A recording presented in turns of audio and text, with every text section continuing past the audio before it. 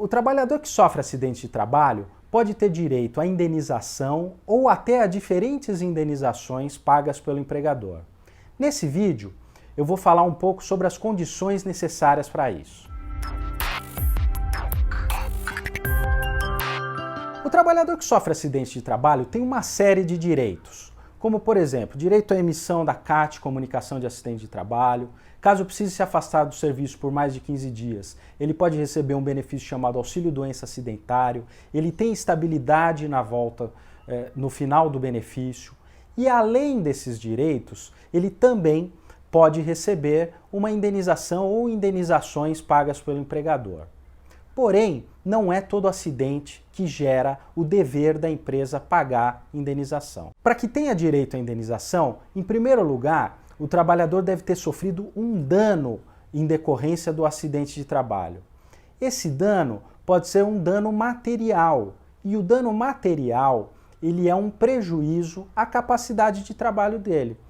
Ou seja, ele não pode mais fazer a atividade que fazia, profissional, ele tem dificuldade de desempenhar a atividade que já executava.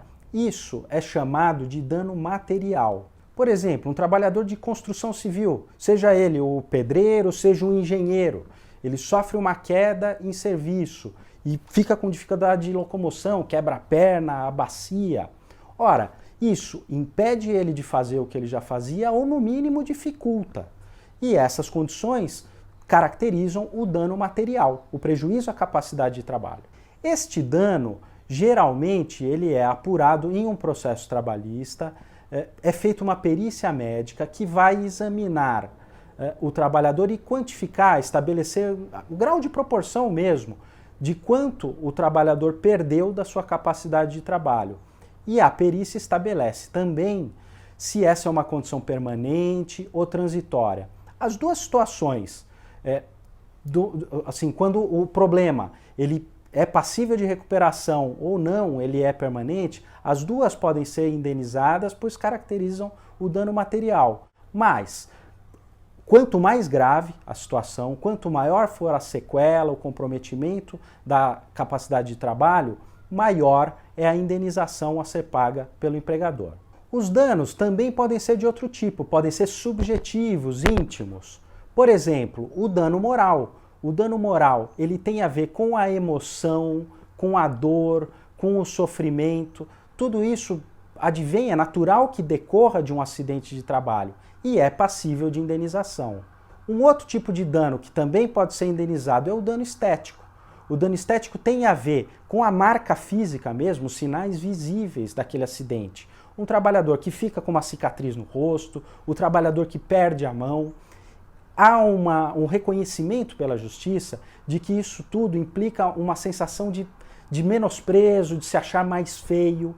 Por isso é chamado de um dano estético, passível também de indenização pelo empregador. Existem decisões da justiça que consideram que esses elementos, a ocorrência do acidente, o dano e o nexo, a relação entre o acidente e o dano, é suficiente para impor ao empregador o dever de pagar as indenizações.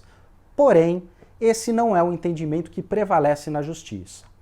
O que normalmente as decisões elas sinalizam é que a empresa tem que ter dolo ou culpa na ocorrência do acidente. Dolo é a intenção de provocar aquele mal.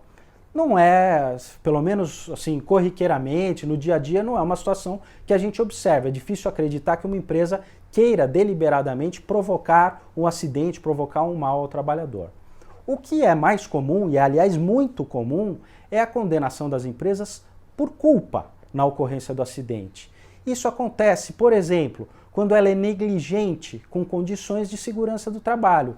Não fornece EPI, que é equipamento de proteção individual, não faz a manutenção de máquinas, não orienta o trabalhador a respeito da forma correta de lidar com um determinado equipamento, da forma mais segura de executar uma atividade.